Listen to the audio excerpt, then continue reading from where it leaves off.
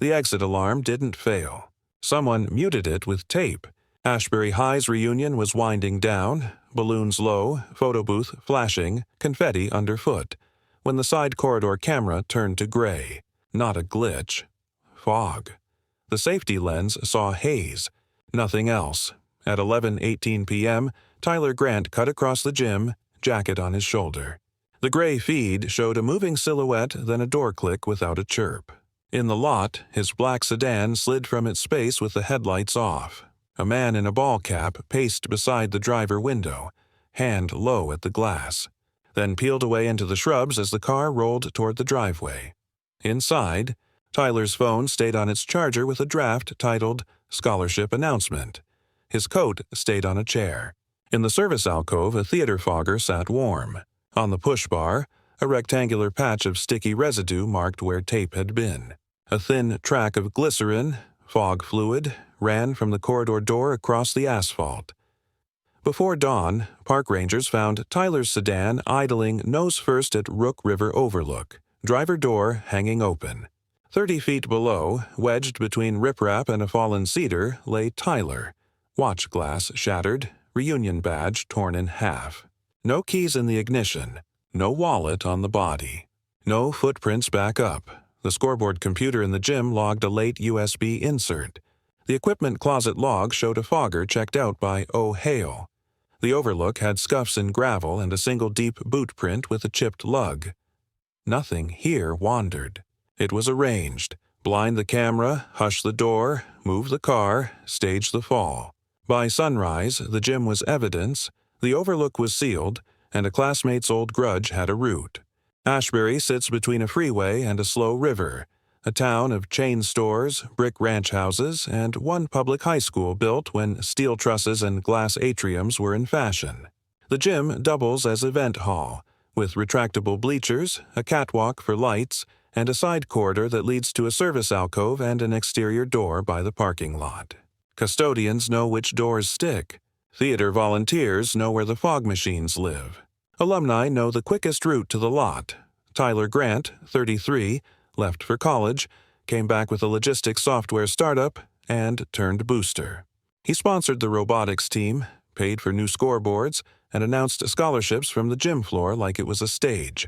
He planned to add a community fund and use the reunion as the reveal. Owen Hale, 33, stayed. He worked temp facilities jobs, ran cables for stage crew, and picked up side work in garages. He knew the alarm quirks, the camera blind spots, and the paths with the least foot traffic. Mira Santos, 32, worked at a pediatric clinic and handled the reunion registrations. Bryce Melton, 34, ran a small auto shop and carried a public grudge over a failed custom build. Detective Jenna Park, 41, Ashbury PD, handled homicides by method, not press conference. The reunion committee booked a DJ, a photo booth, and a mobile bar. Check-in ran off a laptop and printed badges. Security was the custodian making rounds and a resource officer toggling between doors. The plan assumed shared nostalgia. The crime relied on those habits. The gym filled with familiar faces and rented uplights. Tables lined the east wall. The DJ stacked early 2000s tracks. A confetti cannon misfired and jammed against a lighting truss. Custodian Dell taped a loose cable to the floor and propped a dolly near the side corridor. The photo booth spit strips that curled on the edges. The scoreboard ran a slideshow of yearbook photos. Tyler moved through photos and handshakes. He left his coat on a chair near the AV cart and plugged his phone into a charger beside a draft labeled Scholarship Announcement. He asked the DJ for a window to speak. The plan was to announce new funding and a tighter audit on small grants. A glitch tugged attention away from center. The scoreboard feed hiccuped and returned. The photo booth jammed. The DJ dimmed strobes to help the tech. On the far side, the side corridor camera hazed over. Theater fog rolled across the lens just enough to turn the feed to gray. In the service alcove, a fogger sat hot with a low reservoir. The exit bar alarm chirped once and fell silent. A rectangle of sticky residue sat under the reed switch like someone pressed tape there and peeled it away. Tyler cut across the gym toward the side hall. The gray camera showed only a moving silhouette. The door clicked without an alarm. Outside, in the lot, his black sedan eased out without headlights. A figure in a ball cap paced alongside, one hand low near the driver's window, then veered into the shrubs while the car angled toward the driveway. Inside, the playlist ran. Mira collected raffle slips and looked for Tyler's jacket. The coat stayed on the chair. His phone stayed on the cable. Staff stacked chairs on dollies. A faint track of glycerin, the fog fluid, ran from the side door across the asphalt and thinned near the space where Tyler's sedan had sat. The resource officer locked the main entrance. The side corridor looked empty on camera once the haze cleared. The service alcove held the warm fogger. The equipment closet checkout sheet showed the fogger signed out earlier to "Oh Hail." No one stopped Owen at the doors. He wore a reunion badge and blended with volunteers. A patrol unit passed the river overlooks before dawn and noted a sedan idling nose-first at Rook Overlook, driver's door open. Scuffs on gravel led past the barrier. 30 feet down, Tyler lay wedged between riprap and a fallen cedar. The wristwatch glass was shattered. Its second hand stopped within the window of the sedan's open-door chime the night before. The fob was not in the car. The ignition had been cycled to accessory and neutral without a key in the cabin. The SUV with the ladder rack seen near the school earlier was gone. The overlook cooled. The gym warmed in the morning and turned into an evidence grid. The initial picture was clean. A camera blinded, a door alarm muted, a car guided out, a body below an overlook with no footprints back up. No struggle in the gym. No scene in the lot, a movement through gaps everyone trusted. Detective Park built a 4-column board. Entry and exit, vehicle control, devices recovered, contact traces. She kept it to steps, not theories. Entry and exit began with the side corridor. The safety camera showed 2 minutes of gray consistent with fogger haze. The equipment closet log put the fogger in Owen Hale's hands. The unit's handle bore a clean left index fingerprint matching Owen. The exit push bar held smeared partials and a rectangle of adhesive residue that matched painter's tape. The alarm software recorded one chirp and then silence, a brief bypass followed by reseating the switch. The 3D printed wedge recovered later from Owen's garage fit the reed switch housing dimensions. Vehicle control came next. Tyler's sedan used a proximity fob, and Mira's fob sat on a hook at home. The car unlocked at 11:21 p.m. in the lot. Forensics found a thin RF loop taped inside the driver door seam and a battery pack hidden behind the wheel well liner. The assembly could hunt and amplify a fob signal and maintain a ready state. Prints were wiped. A shard of blue nitrile glove stuck to the loop's foil tape. The loop wire matched a spool found in Owen's garage. An OBD2 dongle in the school's AV drawer matched a brand found in Owen's toolbox. The sedan's log captured a brief connection by a device broadcasting "Hail Tools" within the minute it rolled away. The same broadcast name lived in the metadata of the dongle recovered from Owen. Devices rounded out the grid. The fogger reservoir contained school-issue glycerin fluid. The scoreboard computer logged a late USB insert and a pause event that aligned with the earlier slideshow hiccup. The distraction created cover for movement. A portable work light sat on a low stand in the service alcove, plugged in with cord draped against the door, used to prop, then pulled away. A 3D printed clip recovered from Owen's garage matched wear on the exit alarm housing. Contact traces held the quiet collisions. Gravel at the overlook captured 3 shoe sets. One carried a broken lug pattern unique to a chipped work boot. Owen's boots had that chip. The sedan's door armrest carried a clear epoxy smudge with wood dust embedded. A ridge of the same epoxy cured on a bottle lip in Owen's garage and mixed at the same unusual hardener ratio. The sedan's wheel well liner held a crushed hedge leaf that matched shrubs by the school's side lot. The fog fluid track across the asphalt matched the school's fluid and not a commercial theatrical brand used by private vendors. Background checks added standing edges. A year-old grievance file showed Owen accusing the district of favoritism and naming an unnamed golden boy in a typed complaint. The school attorney closed it as non-actionable. A locked class forum had needling posts about Tyler from a burner account created on a night Owen's library card logged a computer session. A pattern emerged. Not an outburst, a simmer. Interviews kept short-built perimeter facts. Mira described the speech plan and confirmed the fob stayed at home. Bryce admitted a public feud with Tyler over a bad car job. His rideshare logs put him near the Overlook briefly, then across town. Custodian Dell described Owen borrowing the fogger and returning it after midnight. The resource officer admitted he spent most of the last hour at the main doors while the side corridor remained quiet. A warrant for Owen's garage turned opinion into parts. Police recovered the spool of wire, foil tape, blue nitrile gloves, 2 OBD dongles, door switch wedges, and a hand-drawn diagram of the side corridor camera. A notebook page listed fog camera, tape alarm, OBD, neutral, glide, bail. Another page listed rehearse, overlook, with an arrow to a different turnout on the park map. The chain tightened into a route. Blind the lens, hush the alarm, spoof or prep the car's electronics. Ease the vehicle into motion. Meet at a turnout already scouted. Leave the scene with tire tracks only where they belong. The remaining questions were motive strength and the timing hook that moved Tyler into the corridor at that exact point. The first turn came from paperwork that had nothing to do with the gym.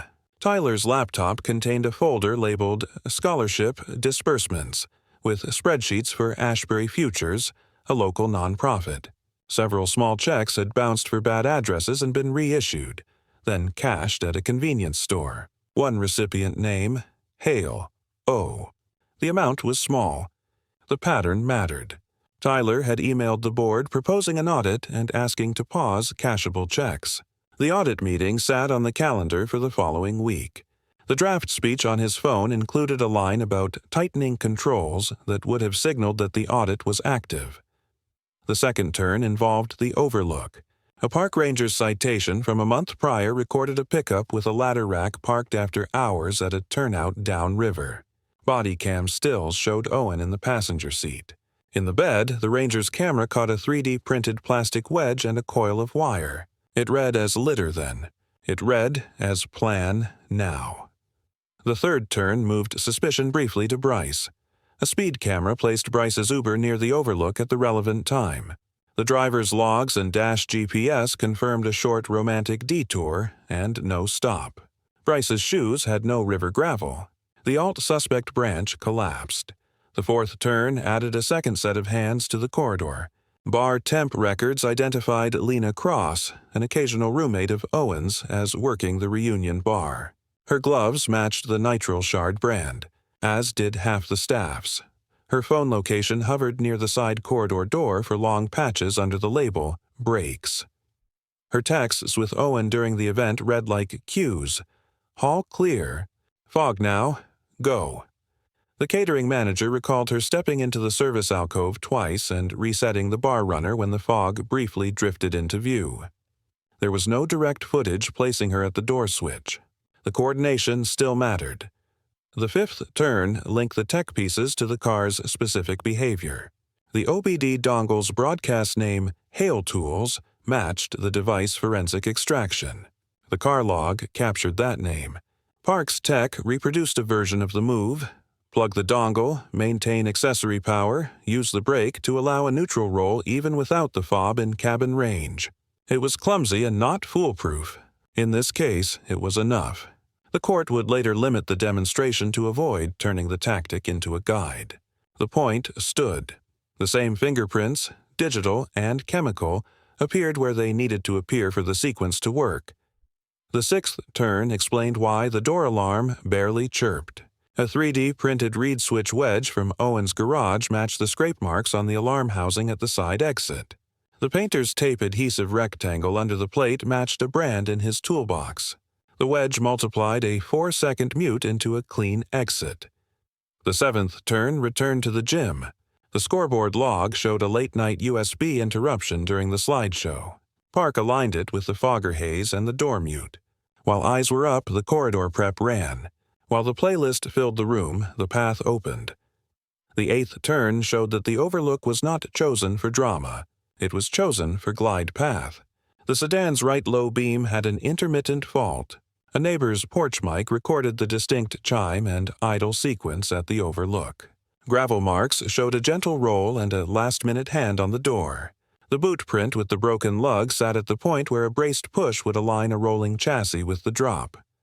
The ninth turn pulled the grievance file forward. Owen's handwritten timeline ended on the reunion date with speech, stage him.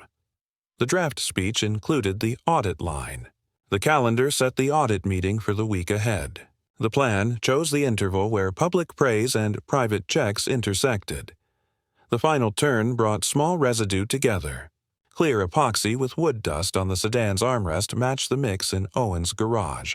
A crushed hedge leaf in the wheel well-matched shrubs near the school's lot. The nitrile shard on the foil tape matched a box in Owen's garage. The fog fluid track matched the school's supply. None of those alone proved a push. Together, they described an organized route from gym to overlook using objects the suspect used daily. Charges against Owen Hale included first-degree murder, felony murder during the commission of a felony, tampering and unauthorized electronic access to a vehicle, conspiracy, tampering with evidence, and attempted theft by deception for the reissued nonprofit checks. The prosecutor added an enhancement for staging to obstruct detection. Lena Cross faced obstruction and tampering counts tied to coordination. Those were reduced when direct contact evidence fell short.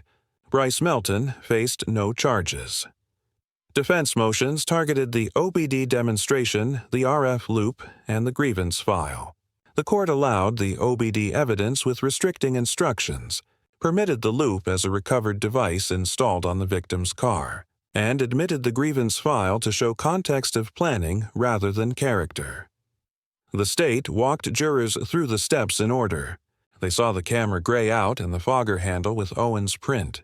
They saw the tape rectangle under the door alarm and the scrape marks where the wedge had sat. They watched the lot camera showing the sedan sliding out with a figure in a cap pacing beside the driver's window. They learned the sedan's log captured a brief connection by a device named Hale Tools, and that Owen's dongle broadcast that name. They saw the RF loop taped inside the door seam, the nitrile shard on the foil tape, and the spool of matching wire in Owen's garage. They watched photos of the overlook gravel with the broken lug boot print and compared it to Owen's boot. They saw the epoxy specter from the car and the bottle in his shop. They read the nonprofit emails and the scheduled audit. They saw the handwritten plan with speech, stage him. Defense framed an accident. A man leaving a reunion, driving to clear his head, leaning too far over a guardrail. They challenged the tech as gadget theater, said fog machines and painter's tape are everywhere, and argued the gravel print could be anyone's given the popular boot brand. They emphasized gaps, no direct footage of a push, no recovered fob in Owen's possession, no confession. The prosecution returned to sequence and convergence. The camera blindness was engineered. The door alarm silence was engineered. The car's state change was engineered. The overlook alignment was pre-visited and practiced. The same hand that signed out the fogger handled the wedge, built the loop, plugged the dongle, and stood where the broken lug print appears. The same calendar entry that planned an audit created a deadline. The judge instructed on circumstantial evidence carrying equal weight to direct, on felony murder applying when a death occurs during certain felonies, and on accomplice liability for those who aid or encourage. The jury deliberated through a morning, asked to re-watch the lot camera sequence, and returned verdicts. Guilty on first-degree murder, guilty on felony murder, guilty on conspiracy, guilty on tampering and unauthorized access, guilty on attempted theft by deception.